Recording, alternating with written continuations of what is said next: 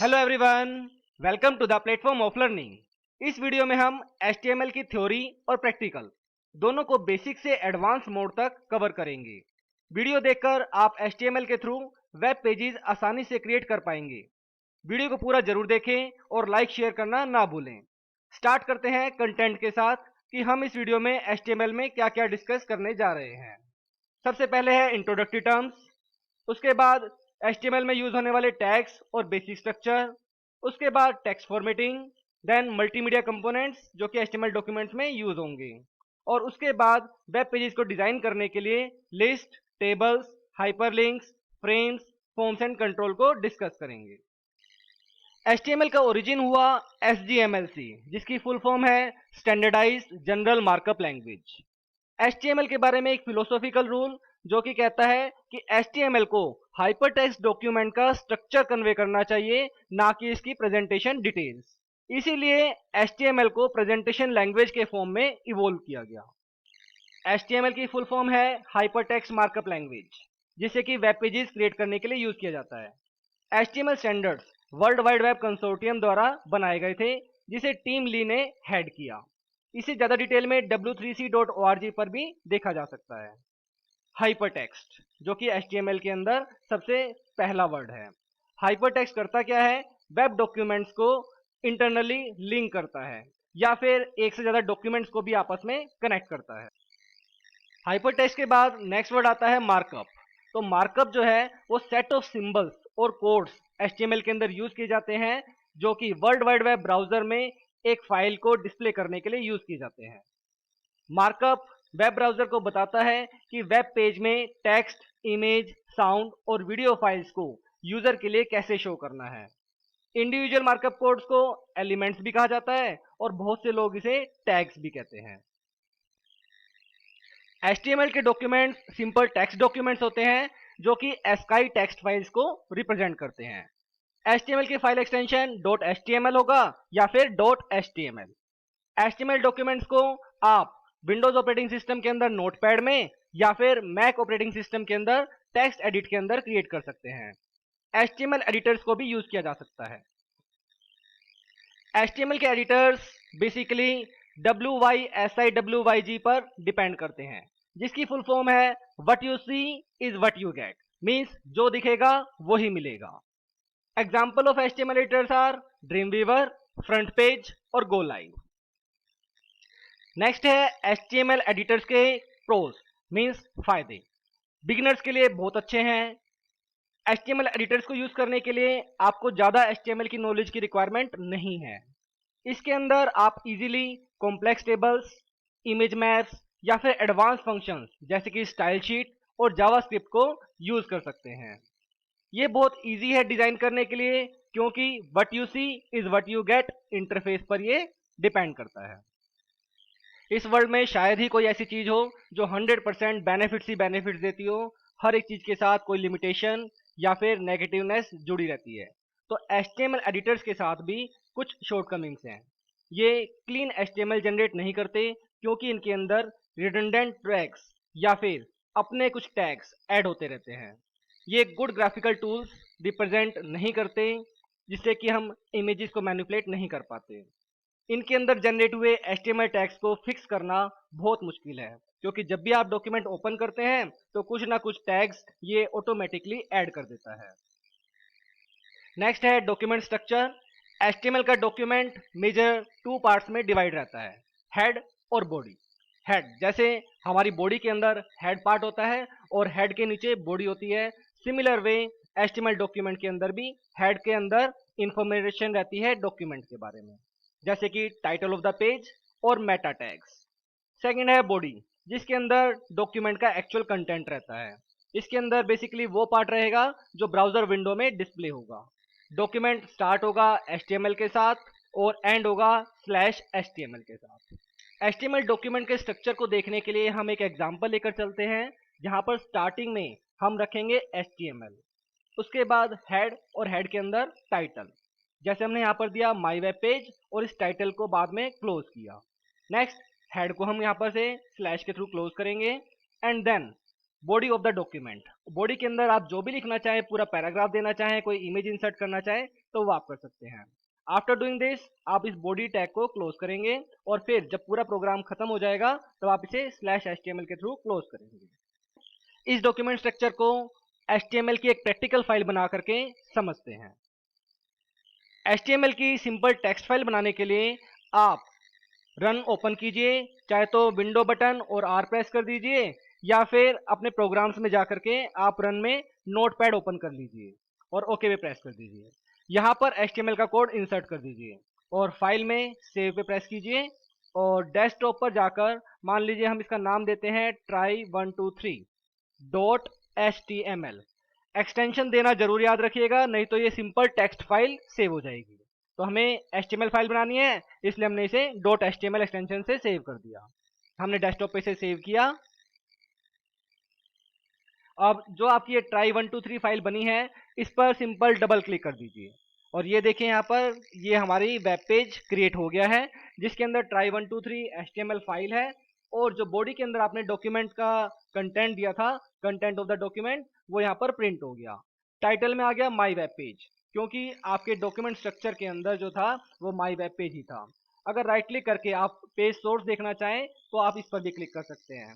तो ये देखें यहाँ पर टाइटल में माई वेब पेज जो कि ये लिखा हुआ आ रहा है और नेक्स्ट बॉडी के अंदर कंटेंट ऑफ द डॉक्यूमेंट जो ये दिखा रहा है। तो इस तरीके से आप कोई भी HTML की फाइल को एग्जीक्यूट कर सकते हैं और वेब पेज क्रिएट कर सकते हैं। नेक्स्ट है इंफॉर्मेशन जो कि ब्राउजर इग्नोर कर देगा। अगर आपके कंटेंट में कहीं पर टैब्स हैं, मल्टीपल स्पेसिस हैं, तो वो एक सिंगल स्पेस की तरह अपीयर होंगे। जैसे कि एक एग्जांपल है, मान लीजिए आपने लिखा हेलो और नेक्स्ट लाइन में लिख दिया हाउ आर यू, तो ब्राउजर जो है वो ब्लैंक्स को और न्यू लाइन को इग्नोर कर देगा और सिंपली प्रिंट करेगा hello how are you. Next is HTML tags और you can say HTML elements. सभी HTML टैग्स का कुछ ना कुछ नाम होगा जिसके अंदर कुछ ऑप्शनल लिस्ट ऑफ एट्रीब्यूट्स रहेंगे और एंगुलर बेसिस के अंदर रहेंगे। इन ब्रैकेट्स के अंदर ब्राउजर कुछ भी डिस्प्ले नहीं करेगा जब तक आप HTML में कोई गलत कोड नहीं लिख देंगे। इन एंगुलर बेसिस के अंदर जो भी लिखा होगा वो आपको दिखाई नहीं देगा। एट्रीब्यूट्स सिंपली प्रॉपर्टीज हैं जो कि टैग के फंक्शन को एक्सटेंड करती हैं या फिर रिफाइन करती हैं। Mostly in case of tags एक स्टार्ट टैग रहेगा और एक एंड टैग रहेगा। जैसे कि यहाँ पर है h1 और हेलो वर्ल्ड इसके अंदर हुआ और इसे क्लोज किया गया स्लैश के साथ। But there are some stand alone tags also जिसके अंदर एंड टैग यूज नहीं होता। For example img to display an image. Next is line break के लिए br यूज होता है। Next is hr that is horizontal rule और we can say thematic break. Tags में एट्रीब्यूट्स को थोड़ा और अच्छे से एक्सप्लेन करते हैं। फॉर एग्जांपल जैसे बॉडी के इज ए एलिमेंट या फिर कहें टैग और इसके अंदर एट्रीब्यूट है BG colour is equal to khaki. इसी तरह टेक्स्ट भी एक एट्रीब्यूट है और लिंक भी एक एट्रीब्यूट है। तो एट्रीब्यूट्स को टैग के अंदर ऐड किया जाता है जिससे कि टैग के एक्शन को एक्सटेंड किया जा सके।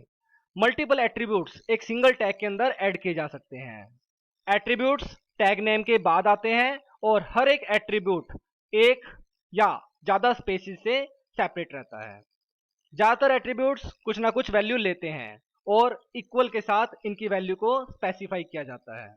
वैल्यूज 1024 कैरेक्टर्स लेंथ तक लिमिटेड है।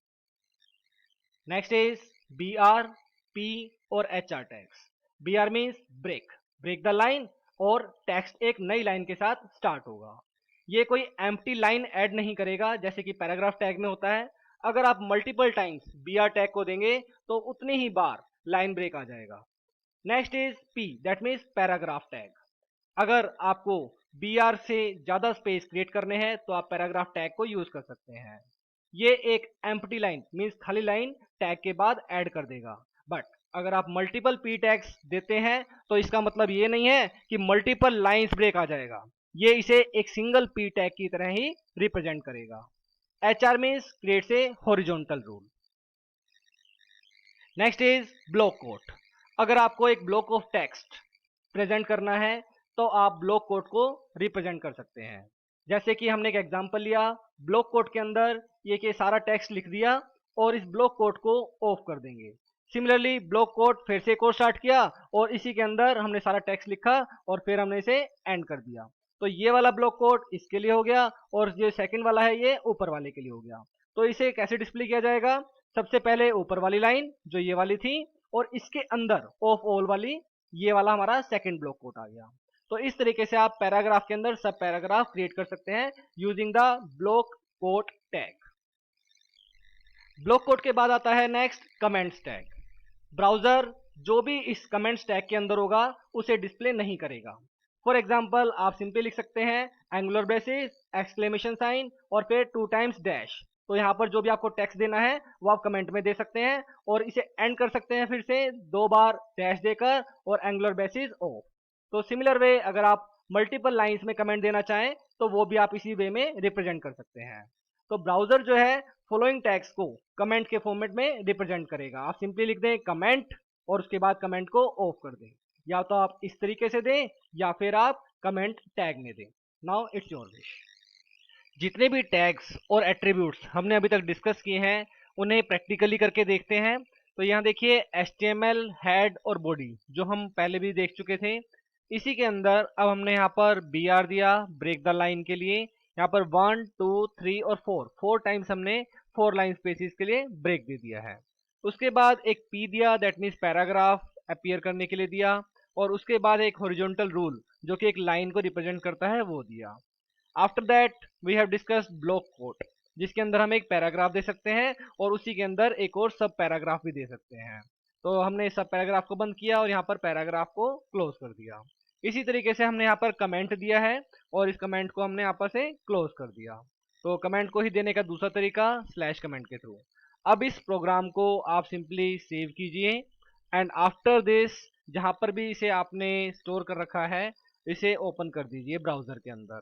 तो हम इस पर सिंपली डबल क्लिक करते हैं तो ये देखिए ये ओपन हो गया। यहाँ पर हमने 4 ब्रेक्स दिए थे तो यहाँ पर 4 लाइन स्पेसिस आ गए हैं। सिमिलर वे पैराग्राफ के अंदर जब हमने दिया तो 1 लाइन का स्पेस आ गया। नेक्स्ट हॉरिजॉन्टल रूल हुआ और उसके बाद हमने जो ब्लॉक कोड के थ्रू पैराग्राफ दिया था और उसके अंदर सब पैराग्राफ दिया था वो अपीयर हो गया।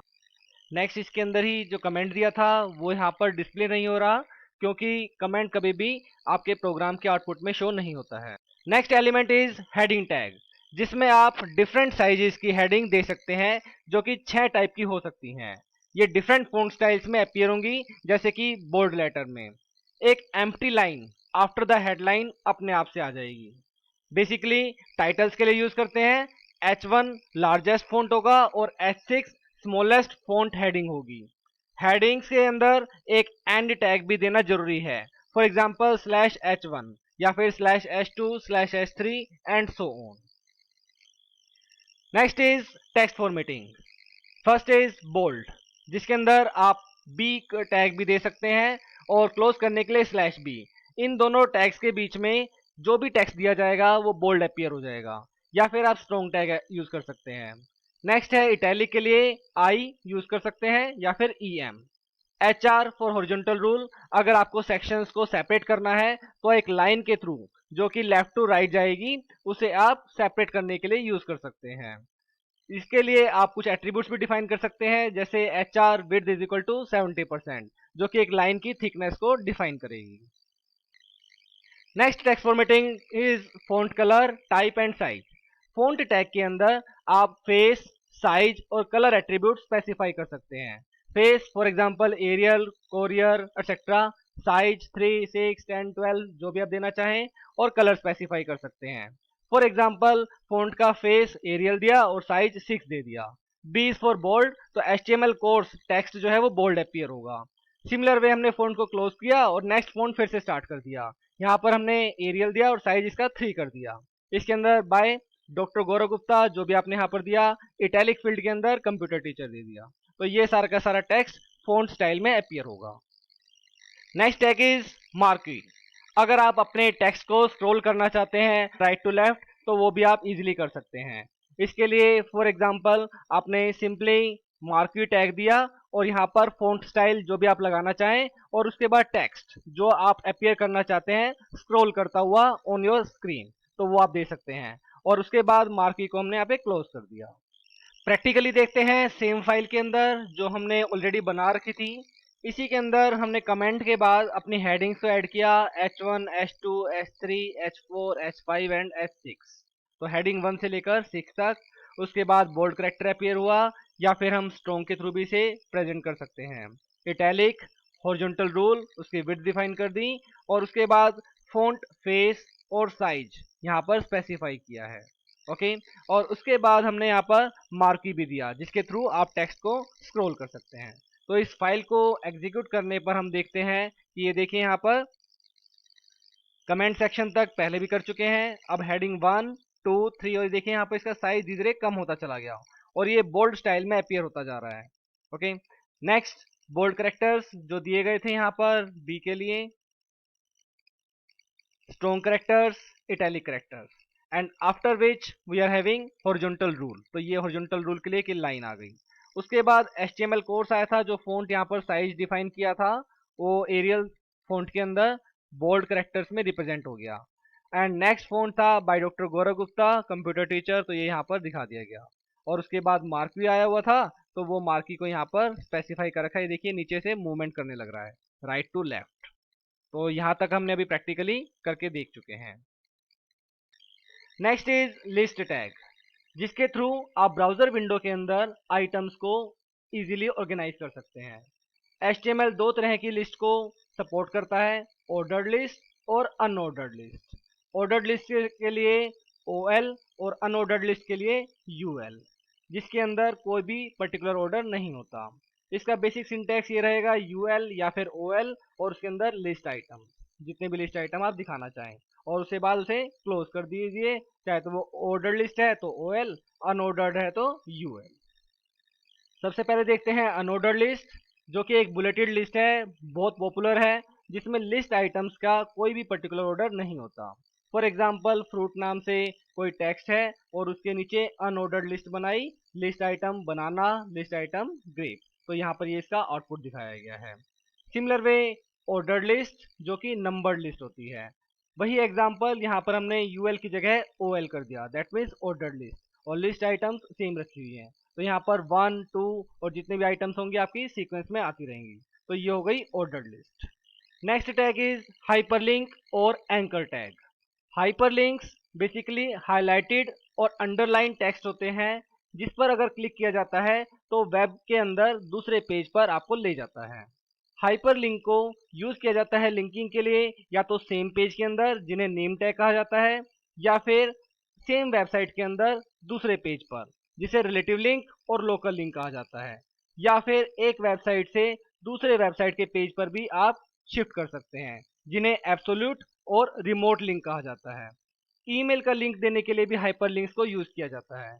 इसका एग्जाम्पल या सिंटेक्स कुछ ऐसा रहेगा, A is for anchor, then command is equal to target highlighted text. ये हाईलाइटेड टेक्स्ट जो है वो ब्लू कलर में जो है अंडरलाइन रहेगा, तो जिसके ऊपर आप क्लिक करोगे तो ये आपको कहीं और शिफ्ट कर देगा। आइए इन लिंक्स को थोड़ा सा और डिटेल में डिस्कस करते हैं। So first is absolute link, जो कि लिंक करता है दूसरे पेज को आउटसाइड ऑफ योर वेबसाइट। ये लिंक एंटायर URL को रिप्रेजेंट करते हैं। For example A is for anchor, hyper reference और पूरी वेबसाइट का नाम जहां पर भी आप लिंक करना चाहते हैं, जिस पर प्रेस करके आप ट्रांसफर कर सकते हैं अपना कंट्रोल। तो हमने यहाँ पर POL, प्लेटफॉर्म ऑफ लर्निंग के लिए शॉर्ट फॉर्म दी। तो ये देखिए यहाँ पर ये POL इस तरीके से अपीयर हो जाएगा, जो कि अंडरलाइन होगा और जनरली ब्लू कलर के अंदर अपीयर होगा। इस पर जैसे ही आप क्लिक करेंगे तो ये वेबसाइट ओपन हो जाएगी। Similar way next is relative link. ये वो लिंक है जो आपकी ही वेबसाइट के अंदर किसी दूसरे वेब पेज पर लिंक करते हैं, जिसके अंदर कंप्लीट URL देने की जरूरत नहीं है। तो इसका सिंटैक्स कुछ ऐसा रहेगा, A is for anchor, hyper reference, then index.html। That means ये वो वेब पेज है जो आपकी वेबसाइट के अंदर ही है, तो वहां पर शिफ्ट करने के लिए आप इसे यूज कर सकते हैं। टेक्स्ट जो भी आप लिखना चाहें तो ये वो भी इस तरीके से अपीयर होगा, go back to main page. तो मेन पेज पर जैसे आप इस पर क्लिक करेंगे ट्रांसफर हो जाएंगे, तो index.html ओपन हो जाएगी। Next to this is targeted link, जिसके अंदर एक टारगेट एट्रीब्यूट रहेगा। अगर आप स्पेसिफाई करते हैं target is equal to blank, एक नया ब्राउजर विंडो ओपन होगी जिसमें आप अपना एक पर्टिकुलर वेबसाइट का नाम दे सकते हैं। तो जैसे यहाँ पर दिया एंकर हाइफर रेफरेंस, और जो भी वेबसाइट का नाम दिया target is equal to blank, और फिर उसके बाद यहाँ पर जो भी टेक्स्ट आप देना चाहें, तो एक बिल्कुल ब्लैंक विंडो अपीयर हो जाएगी। सिमिलर वे आप ईमेल के लिए भी एक लिंक बना सकते हैं जिस पर क्लिक करके आप डायरेक्टली ईमेल पर पहुंच जाएंगे। तो आप सिंपल लिखिए anchor hyper reference mail to, जहां पर भी आपको मेल करनी है वो मेल आईडी, और उसके बाद जो भी टेक्स्ट आप देना चाहें, for example send email to Paul. तो इस तरीके से आप जैसे ही इस पर क्लिक करेंगे डायरेक्टली आपको मेल करने के लिए यहाँ पर पहुंचा देगा। Next to this is background tag. तो आप बॉडी के अंदर जो बैकग्राउंड कलर है बीजी कलर से इसे स्पेसिफाई करते हैं। यहाँ पर इस कलर की हेक्सागन वैल्यू आप स्पेसिफाई कर सकते हैं। तो body BG colour is equal to जो भी आपका हेक्सा में कलर का कॉम्बिनेशन बनता है वो आप स्पेसिफाई कर सकते हैं। अगर आप कोई टाइल्ड बैकग्राउंड चाहते हैं किसी इमेज फाइल से, तो आप लिख सकते हैं body background is equal to जो भी पिक्चर का नाम है वो यहाँ पर स्पेसिफाई कर दीजिए, तो वो बैकग्राउंड में वेब पेज के अपीयर हो जाएगा। Next to the background tag is an important tag that is tables tag. बहुत सिंपल मैकेनिज्म है रोज और कॉलम्स की फॉर्मेट में डेटा को रिप्रेजेंट करने के लिए। ये एक बहुत अच्छा टूल है जिसमें एक वेब पेज के कंटेंट्स को आप इजीली रिप्रेजेंट कर सकते हैं। अगर आप बॉर्डर को हटाना चाहें तो आप सिंपली स्पेसिफाई कर सकते हैं border is equal to 0। Tables को बहुत ज़्यादा यूज किया जाता है और ब्राउजर्स में बहुत कॉमन है। ये एक सिंपल टैग स्ट्रक्चर को रिप्रेजेंट करते हैं। तो नेक्स्ट देखते हैं टेबल्स को बनाया कैसे जाता है। टेबल्स को टेबल टैग के थ्रू बनाते हैं जिसके अंदर टीआर टेबल रो को डिफाइन करता है। हर रो के लिए आपको टीआर डिफाइन करना पड़ेगा। नंबर ऑफ रोज टीआर के द्वारा ही डिटरमाइन करी जाती हैं। अब इस रो के अंदर आपको कॉलम भी दिखाना है, तो उसके लिए हमारे पास है TD, that means table data, या फिर टेबल का हेडर जो कि एक टेबल के हेडर को रिप्रेजेंट करेगा। इसके अंदर जितने भी सेल्स होंगी उन्हें आप टेबल हेडर से या फिर टेबल डेटा से रिप्रेजेंट करेंगे। टीएच का जो टेक्स्ट है वो बोल्ड में आएगा और सेंटर में रहेगा। फॉर एग्जाम्पल आप टेबल टैग देंगे और इसके अंदर जैसे यहाँ पर इस टेबल में दिखाया भी गया है कि T R for table row and then T H that means table header, ये सेल 1 बन गया। Similar way table header cell 2, table header cell 3, और उसके बाद आप इस टी आर को क्लोज कर देंगे। तो नेक्स्ट अब आपको इस टेबल की वैल्यूज को रिप्रेजेंट करना है। तो T R for table row, और इस एक टेबल रो के अंदर पहला सेल टी डी, इसकी value, then again next cell T D और उसकी वैल्यू, एंड सो ऑन। तो इस तरीके से आप एक टेबल को फॉर्म कर सकते हैं। टेबल के मैकेनिज्म को और अच्छे से समझने के लिए इसका बेसिक स्ट्रक्चर देखते हैं। सबसे ऊपर रहेगा टेबल एलिमेंट, उसके अंदर T R that means table row, और इस टेबल रो के अंदर टेबल हेडर्स, आप टेबल में कितने हेडर्स देना चाहते हैं वो यहाँ पर आप स्पेसिफाई करेंगे टेबल हेडिंग के through. Now next second row. तो सेकंड रो के अंदर आप टेबल का डेटा डिफाइन करेंगे, टीडी फर्स्ट सेल की वैल्यू, टीडी सेकंड सेल की वैल्यू, और सेकंड रो खत्म हो गई। Now third row, third row के अंदर again first cell and then second cell. तो इस तरीके से आप इस रो को भी बंद करेंगे और टेबल को क्लोज करेंगे। हर एक टीडी के लिए एक मैचिंग टीडी स्लैश टीडी होना जरूरी है। सिमिलर वे टीआर के लिए भी एक मैचिंग स्लैश टीआर होना जरूरी है कि हम टेबल रो को क्लोज कर रहे हैं। टेबल के बेसिक स्ट्रक्चर देखने के बाद अब देखते हैं टेबल के कुछ एट्रीब्यूट्स। तो टेबल टैग के अंदर आप इसके कुछ एट्रीब्यूट्स डिफाइन कर सकते हैं, जैसे कि अलाइन लेफ्ट करना है, राइट करना है, सेंटर करना है। इसी तरीके से बॉर्डर की वैल्यू को 0 देनी है या 1 देनी है। Similar way background colour, width, cell padding और सेल स्पेसिंग आप स्पेसिफाई कर सकते हैं। तो अलाइनमेंट लेफ्ट सेंटर राइट जो भी आप देना चाहें बाय डिफॉल्ट लेफ्ट रहेगी। बॉर्डर थिकनेस डिफाइन कर सकते हैं, अगर आप कोई बॉर्डर नहीं चाहते तो 0 डिफाइन कर दीजिए। BG colour means background colour इन हेक्सा, तो इसका नाम आपको हेक्सा में देखना पड़ेगा और फिर स्पेसिफाई कर सकते हैं। सिमिलर वे बैकग्राउंड में अगर आपको कोई इमेज देनी है तो उसका यूआरएल डिफाइन कर सकते हैं जो कि इंटरनेट एक्सप्लोरर में ही चलेगा। Cell padding is equal to N, जहां पर एन नंबर ऑफ पिक्सल्स को स्पेसिफाई करता है बिटवीन सेल कंटेंट और its border. Next is cell spacing is equal to N, that means N जो है नंबर ऑफ पिक्सल्स स्पेसिस को specify करेगा बिटवीन सेल्स। हाइट कितनी दिखानी है या विड्थ कितनी दिखानी है वो भी पिक्सल्स के अंदर रहेगा, या फिर परसेंटेज 100% के अकॉर्डिंग आप मेजर करके स्पेसिफाई कर सकते हैं। एक बार फिर प्रैक्टिकली देखते हैं कि क्या क्या चेंजेस हो चुके हैं अभी तक। यहाँ पर बॉडी के अंदर बीजी कलर दिया yellow, that means background colour is yellow. और यहाँ नीचे की तरफ हमने यहाँ पर ऑर्डर्ड लिस्ट स्पेसिफाई कर दी, जिसके अंदर लिस्ट आइटम बनाना और ग्रेप रख दिया। सिमिलर वे टेबल दी यहाँ पर टैग, और इसके अंदर अलाइनमेंट, बॉर्डर, बीजी कलर जो भी हमने अभी तक चेक किया था वो सब दे दिया। T R means table row, table headers दिए, और फिर टेबल के कॉलम सेल वैल्यू दे दी। तो अब इसे देखते हैं एक बार एग्जीक्यूट करके कैसा रहा। तो ये देखिए यहाँ पर इसका ये बैकग्राउंड कलर येलो हो चुका है, और उसके बाद यहाँ पर ये ऑर्डर्ड लिस्ट है। अगर आपको अनऑर्डर्ड देनी है तो वो भी आप स्पेसिफाई कर सकते हैं, और यहाँ पर ये टेबल स्पेसिफाई हो गई। Continuing further, next is HTML and multimedia. तो मल्टीमीडिया को इंट्रोड्यूस करते हैं। सबसे पहले मल्टीमीडिया कॉम्बिनेशन है टेक्स्ट का, इमेज, साउंड, वीडियो और एनिमेशंस का। वेब पेजेस के अंदर मल्टीमीडिया एलिमेंट्स डिफरेंट टाइप और फॉर्मेट्स के हो सकते हैं। मल्टीमीडिया एलिमेंट्स जैसे कि इमेज, ऑडियो और वीडियो मीडिया फाइल्स के अंदर स्टोर रहती हैं। इन्हें पता लगाने का सबसे अच्छा तरीका है फाइल एक्सटेंशन के थ्रू। मल्टीमीडिया फाइल्स के डिफरेंट डिफरेंट फॉर्मेट्स और एक्सटेंशन होते हैं, जैसे कि JPG, .wav, MP3, MP4 and so on. यहाँ पर हमने मल्टीमीडिया के फाइल टाइप्स को एक्सटेंशन के बेसिस पर कैटेगराइज भी किया है, जैसे कि प्लेन टेक्स्ट को .txt, HTML document .html, graphical image .gif, JPG और PNG। Similar way Acrobat file को .pdf, AIFF sound file AIFF या .au या फिर .wav। इसी तरीके से MP3 फाइल्स .mp3 या MP4। Similarly quick time movie .mov और MPG मूवी के लिए .mpeg और .mpg। मल्टीमीडिया फाइल्स को ऐड करने के लिए सिंटैक्स कुछ इस तरीके से रहेगा। A is for anchor, hyper reference is equal to file का नाम डॉट एक्सटेंशन, और उसके बाद जो भी आप टेक्स्ट देना चाहें वो दे सकते हैं, और उसके बाद एंकर टैग को क्लोज कर दीजिए। For example A hyper reference is equal to, ये फाइल का नाम हो गया, और .wav, दैट मीन्स टेक्स्ट हो गया listen to sound file. Text आप जो मर्जी देना चाहें वो दे सकते हैं। Similarly A anchor hyper reference movie1.mov, view movie clip, text again जो भी हम देना चाहते हैं वो आप दे सकते हैं। सबसे पहले मल्टीमीडिया फाइल इमेज को ऐड करने के लिए देखते हैं। यहाँ पर टैग का नाम रहेगा img means image, src that means source.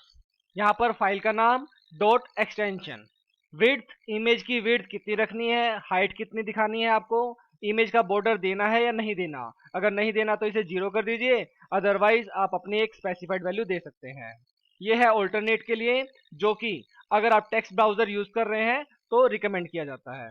तो src URL रहेगा, विड्थ और हाइट रिक्वायर्ड नहीं है, अगर आप देना चाहे तो दे सकते हैं, नहीं तो ना भी दें।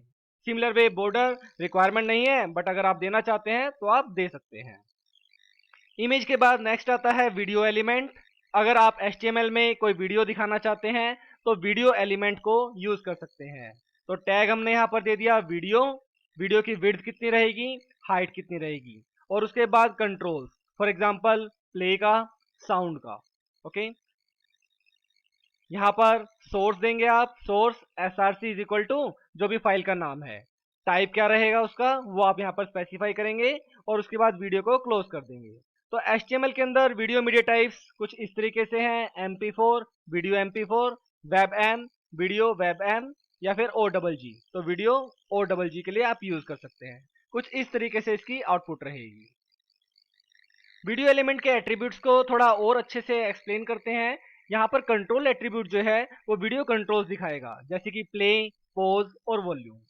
विड्थ और हाइट एट्रीब्यूट्स इंक्लूड जरूर करने चाहिए, अदरवाइज वीडियो लोड होते हुए पेज के अंदर थोड़ी सी फ्लिकरिंग हो सकती है, तो इसलिए हाइट और विड्थ जरूर सेट करने चाहिए। सोर्स एलिमेंट आपको अलाउ करता है कि आप एक ऑल्टरनेटिव वीडियो फाइल ब्राउजर में स्टार्ट कर सकें। ब्राउजर जो है वो आपकी फर्स्ट रिकॉग्नाइज फॉर्मेट को ही यूज करके चलेगा।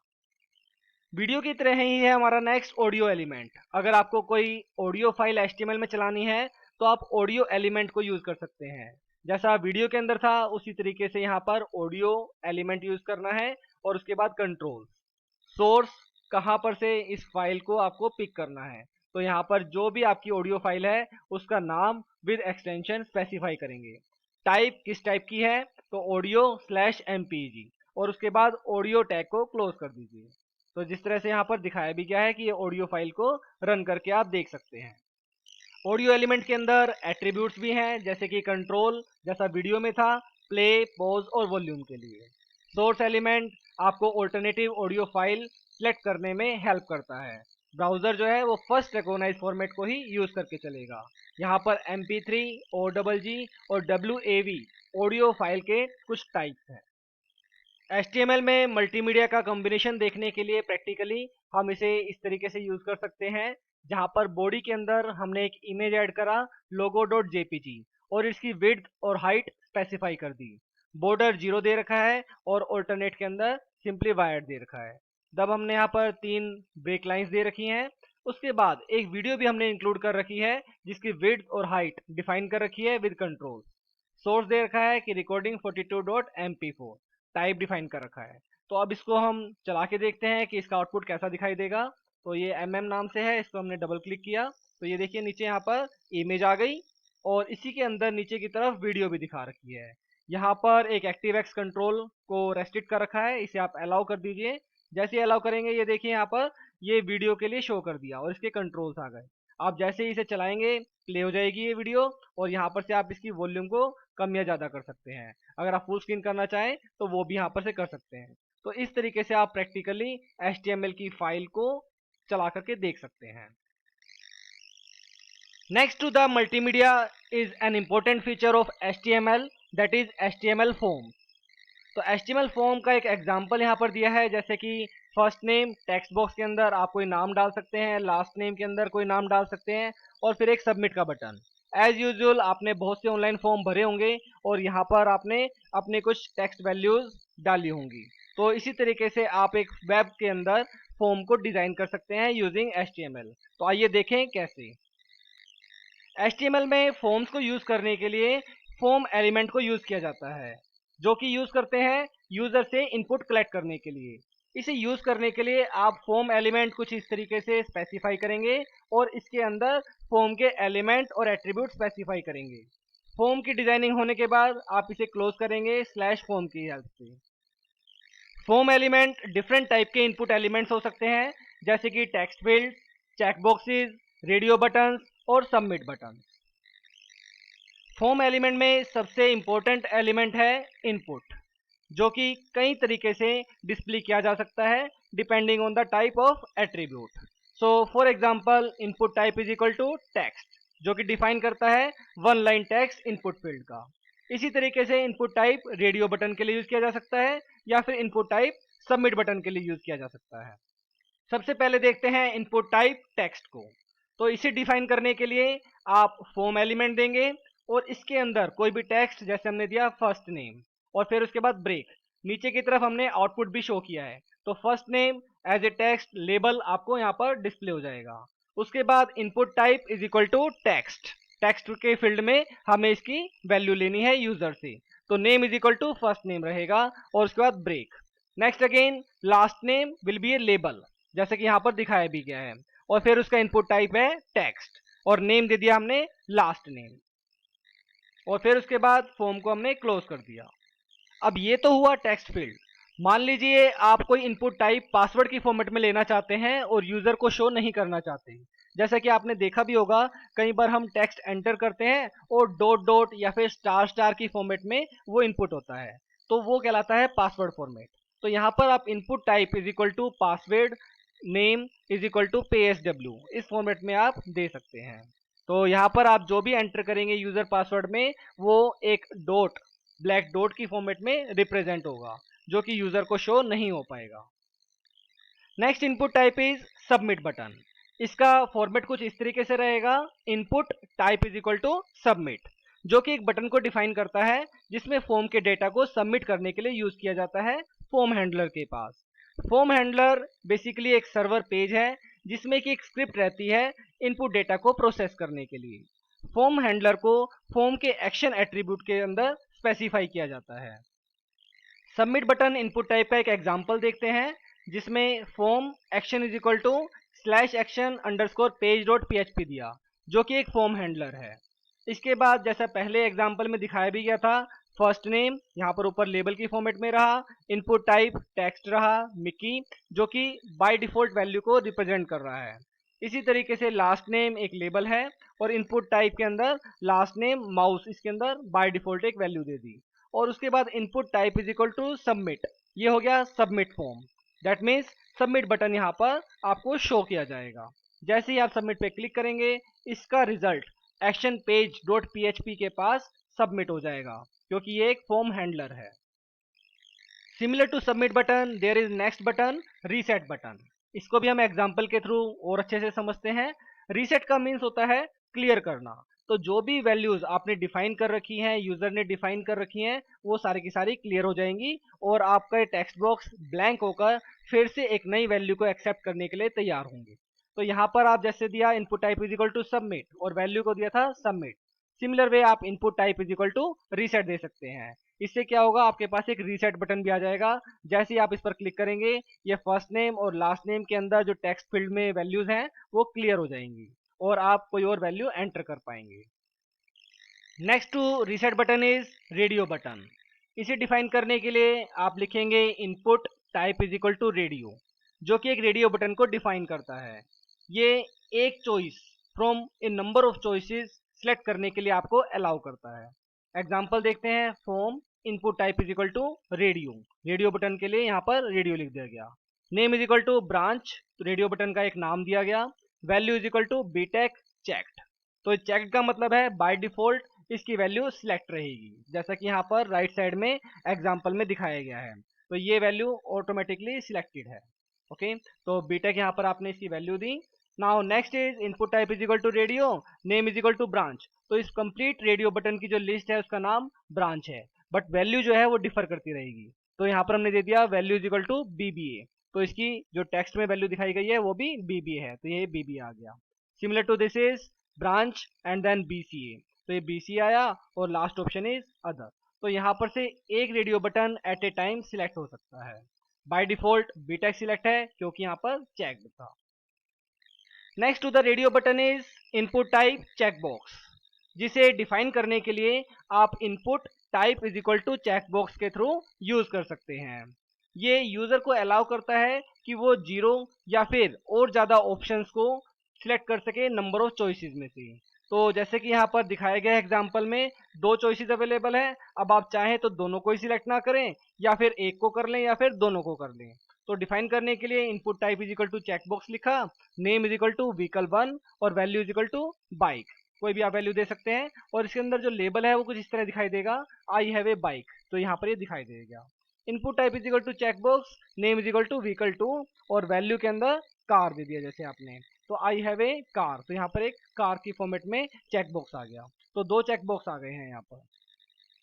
सिमिलरली अगर आप एक सिंपल बटन देना चाहते हैं तो आप डिफाइन कर सकते हैं input type is equal to button, जो कि एक बटन को डिफाइन करने के लिए यूज किया जाता है।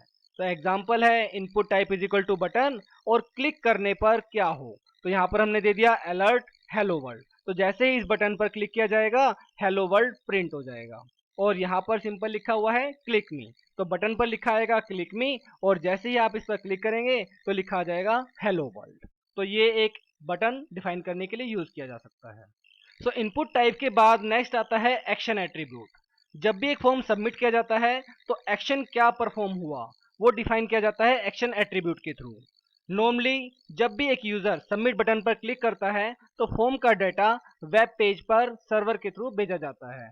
जैसा कि पिछले एग्जाम्पल में दिखाया भी गया था कि सबमिट बटन क्लिक करने पर action underscore page dot php file open होगी, जो कि एक फॉर्म हैंडलर की फॉर्म में सर्वर के पास डेटा सेंड करेगी। जैसे कि यहाँ पर दिखाया भी गया है form action is equal to slash action underscore page dot php। अगर आपने एक्शन एट्रीब्यूट को ओमिट कर दिया, छोड़ दिया, तो एक्शन जो है वो करंट पेज पर ही सेट हो जाएगा। Next to the action attribute is target attribute. जब भी आपके फॉर्म का रिजल्ट सबमिट होता है तो वो एक नए ब्राउजर टैब में ओपन होना चाहिए, एक फ्रेम में या फिर करंट विंडो के अंदर, ये स्पेसिफाई किया जाता है टारगेट एट्रीब्यूट के थ्रू। अगर आप फॉर्म को रिजल्ट करंट विंडो के अंदर ओपन करना चाहते हैं तो इसकी डिफॉल्ट वैल्यू अंडरस्कोर सेल्फ रहती है। अगर आप चाहते हैं कि रिजल्ट वैल्यू जो है वो नए ब्राउजर टैब के अंदर ओपन हो तो आपको देना पड़ेगा underscore blank. For example form action is equal to जो भी फाइल आपको एग्जीक्यूट करनी है और फिर टारगेट इज इक्वल टू दिया अंडरस्कोर ब्लैंक। इससे क्या होगा कि नए ब्राउजर टैब के अंदर आपके फॉर्म का रिजल्ट ओपन होगा। Next to the target attribute is method attribute, जो कि एक HTTP मेथड को स्पेसिफाई करता है गेट और पोस्ट की फॉर्मेट में। जब भी आप फॉर्म के डेटा को सबमिट कर रहे होते हैं तो आप गेट या फिर पोस्ट मेथड को यूज करते हैं। डिफॉल्ट मेथड फॉर्म डेटा को सबमिट करते हुए गेट यूज होता है। For example form action is equal to form handler file method is equal to get, या फिर form action is equal to form handler file और फिर method is equal to post. अब देखते हैं ये गेट और पोस्ट मेथड यूज कहाँ करने चाहिए और कहाँ नहीं करने चाहिए। तो गेट मेथड को जब भी यूज किया जाता है तो वो फॉर्म के डेटा को पेज के address field that means URL पर विजिबल कर देता है। जैसे कि एक्शन पेज डॉट PHP जो कि फॉर्म हैंडलर फाइल थी और उसके अंदर ही डेटा को शो कर देगा, जैसे first name is equal to Mickey and last name is equal to Mouse. तो जो भी आपके फॉर्म का डेटा था वो आपको URL के अंदर दिखाई देगा। तो happens form data into the URL with name and value pair. Length of URL is limited, तो दैट इज अराउंड 3000 कैरेक्टर्स। तो अगर आपका डेटा ज्यादा हुआ तो आपके URL पर कंप्लीटली शो नहीं हो पाएगा। कभी भी सेंसिटिव डेटा के लिए आपको गेट यूज नहीं करना चाहिए। जब भी यूजर चाहता है कि वो अपने रिजल्ट को बुकमार्क कर दे तभी आपको फॉर्म सबमिशन गेट के थ्रू करना चाहिए। गेट जो है वो नॉन सिक्योर डेटा के लिए बेटर है, जो इससे कि क्वेरी स्ट्रिंग गूगल में जो यूज होती है। तो गेट के बाद नेक्स्ट आता है पोस्ट। तो पोस्ट को यूज कब करना चाहिए और कब नहीं करना चाहिए। आप पोस्ट को हमेशा तभी यूज करें जब आपके पास डेटा सेंसिटिव हो या पर्सनल इंफॉर्मेशन हो। तो पोस्ट मेथड जो है वो कभी भी सबमिटेड फॉर्म डेटा को पेज के एड्रेस फील्ड मींस URL में नहीं दिखाएगा। पोस्ट के अंदर साइज की कोई लिमिटेशन नहीं है, जैसे कि गेट के अंदर 3000 कैरेक्टर्स तक थी। तो ये बहुत बड़ी इंफॉर्मेशन के लार्ज अमाउंट ऑफ डेटा के लिए यूज किया जा सकता है। फॉर्म सबमिशन जो पोस्ट के अंदर होता है वो कभी भी बुकमार्क नहीं किया जाता, क्योंकि वो URL के अंदर एड्रेस फील्ड के अंदर शो नहीं होता। तो ये गेट और पोस्ट मेथड फॉर्म हैंडलिंग के लिए बहुत ही जरूरी पार्ट है। नेक्स्ट देखते हैं वैल्यू एट्रीब्यूट। तो ये इनपुट फील्ड के लिए एक इनिशियल वैल्यू को स्पेसिफाई करने में यूज किया जाता है। तो फॉर एग्जांपल फॉर्म एक्शन जो भी आप फॉर्म हैंडलर देना चाहें, first name input name value जो भी आप देना चाहते हैं, यहाँ पर जो वैल्यू इज इक्वल टू जो भी आप by default value that means initial value देना चाहें तो वो आप स्पेसिफाई कर सकते हैं। जैसे कि यहाँ फर्स्ट नेम में हमने जोन दिया तो यहाँ पर जोन शो हो गया, बट लास्ट नेम में हमने कोई भी वैल्यू नहीं दी है तो लास्ट नेम की फील्ड ब्लैंक रह गई। तो इस तरीके से आप इनिशियल वैल्यू को स्पेसिफाई कर सकते हैं, जिसे कि बाद में भी चेंज किया जा सकता है। Next to the value attribute is read only attribute, name suggesting read only, जिसकी वैल्यू को आप चेंज नहीं कर सकते। तो ये एक इनपुट फील्ड को स्पेसिफाई करती है जो कि रीड ओनली रहेगी। Similarly form action is equal to जो भी आप देना चाहें उसके अंदर इनपुट टेक्स्ट फील्ड के अंदर जो भी आपने वैल्यू स्पेसिफाई कर रखी है उसके बाद आप दे दिए सिंपली रीड ओनली। इससे इस वैल्यू को आप चेंज नहीं कर पाएंगे, ये कांस्टेंट हो जाएगी, फिक्स हो जाएगी। नेक्स्ट एट्रीब्यूट इज साइज, जो कि इनपुट फील्ड की साइज करेक्टर्स की फॉर्मेट में स्पेसिफाई करता है। एग्जांपल देखते हैं फॉर्म, इसमें इनपुट टाइप टेक्स्ट और first name value is equal to John. यहाँ पर ये हमने स्पेसिफाई किया size is equal to 40, that means 40 characters length तक इसकी वैल्यू का साइज हमने स्पेसिफाई कर दिया है। तो ये देखिए फर्स्ट नेम और इसका 40 करेक्टर्स तक के लिए टेक्स्ट बॉक्स की फील्ड इंक्रीज हो गई। सिमिलरली लास्ट नेम और इसके अंदर साइज हमने दिया 20, तो ये एग्जैक्टली इसका हाफ लास्ट नेम रिप्रेजेंट कर रहा है। तो यहाँ पर आप 40 करेक्टर्स की साइज आपने स्पेसिफाई किया और यहाँ पर 20 करेक्टर्स का। सिमिलर टू साइज आप मैक्सिमम लेंथ एट्रीब्यूट भी स्पेसिफाई कर सकते हैं, जो कि इनपुट फील्ड की मैक्सिमम अलाउड लेंथ को स्पेसिफाई करेगा। तो आप यहाँ पर एट्रीब्यूट में max length is equal to जो भी आप नंबर देना चाहें। इट मीन्स कि आप इस फर्स्ट नेम के अंदर सिर्फ 10 करेक्टर्स तक स्पेसिफाई कर सकते हैं। लास्ट नेम के अंदर हमने कोई भी लेंथ स्पेसिफाई नहीं करी, तो आप जितने मर्जी चाहें कैरेक्टर्स दे सकते हैं up to the permissible value. Next attribute is height and width attribute, जो कि इनपुट टाइप इमेज एलिमेंट के ऊपर स्पेसिफाई किए जा सकते हैं। फॉर एग्जांपल इनपुट टाइप दिया इमेज, सोर्स कौन सी इमेज कहाँ पर से पिकअप होगी, ऑल्टरनेट वैल्यू इसकी सबमिट दिया, और विड्थ इज इक्वल टू 48 और height is equal to 48 attribute के अंदर इसकी वैल्यू को स्पेसिफाई कर दिया। तो अब ये देखिए यहाँ पर से इस जो GIF इमेज थी वो इस तरीके से अपीयर हुई और इसकी विड्थ और हाइट जैसा स्पेसिफाई किया गया था वो इस तरीके से शो हो गया। Next to this attribute is an important attribute that is list attribute, जो कि एक डाटा लिस्ट एलिमेंट को रेफर करता है जिसके अंदर आप predefined options input element के लिए स्पेसिफाई कर सकते हैं। इसे यूज करने के लिए आप फॉर्म के अंदर देंगे इनपुट लिस्ट, जैसे नाम दे दिया कोई भी ब्राउजर्स और name is equal to browser.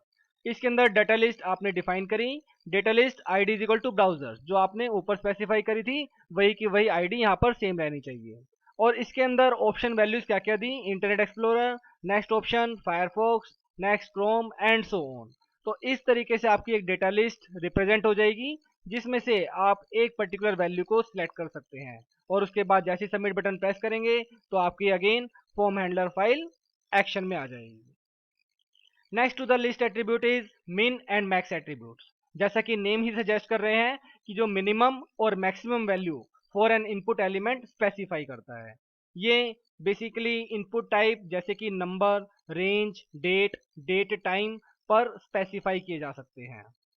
Next attribute is multiple attribute, जो कि यूजर को अलाउ करता है कि वो एक या एक से ज्यादा वैल्यूज इनपुट एलिमेंट के लिए स्पेसिफाई कर सके। ये ईमेल और फाइल के लिए काम करता है। फॉर एग्जांपल यहाँ पर दिया सिलेक्ट इमेजेस, जैसे कि ये टेक्स्ट लेबल बन गया और उसके अंदर input type is equal to file और name is equal to IMG, जो भी आपने इमेज सेलेक्ट करनी है, और फिर दे दिया मल्टीपल। दैट मीन्स आप मल्टीपल फाइल्स को सिलेक्ट कर सकते हैं। जैसे आप चूज फाइल पे क्लिक करेंगे आप मल्टीपल फाइल को सिलेक्ट कीजिए और उसके बाद जैसे हमने मान लीजिए 2 फाइल्स को सिलेक्ट किया तो 2 फाइल्स लिख के आ गई और input type is equal to submit, तो एक सबमिट बटन दे दिया। तो इस तरीके से आप मल्टीपल का यूज करके मल्टीपल फाइल्स को इनपुट करवा सकते हैं। Next is last topic of this HTML video, I frame, जो कि बहुत इंपॉर्टेंट टॉपिक है। Again I means inline frame, जो कि यूज किए जाते हैं एक वेब पेज के अंदर दूसरे वेब पेज को डिस्प्ले करने के लिए। इन्हें डिफाइन किया जाता है आई फ्रेम एलिमेंट की हेल्प से। Iframe source is equal to URL, जिस भी वेब पेज को आप डिफाइन करना चाहते हैं, स्पेसिफाई करना चाहते हैं, वो यहाँ पर कर सकते हैं। तो सोर्स एट्रीब्यूट जो है एक URL वेब एड्रेस को स्पेसिफाई करता है जो कि इनलाइन फ्रेम पेज के अंदर दिखाई देगा। For example iframe source is equal to .html file और उसका हाइट विड्थ आप यहाँ पर स्पेसिफाई कर देंगे।